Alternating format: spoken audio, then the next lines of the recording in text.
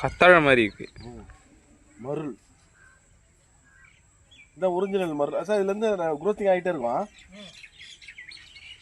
இது வேலிக்கு கூட பாதுகாப்பாக வச்சுக்கிறாங்களா? இது உள்ள எதுவும் தாண்டி வர முடியாதா? பயோ ஃபென்ஸு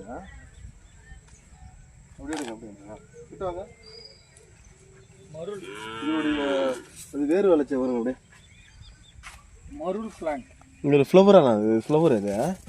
இது ஃப்ளவரு. இது முஸ்கட் இருக்குது. விடுங்க விடுங்க, அது முஸ்கட் இருக்குது இதில். ஆனால் மருள் வந்து நீங்கள் சொல்கிற மாதிரி அதுவும் வருது. அந்த காட்டு மருளா?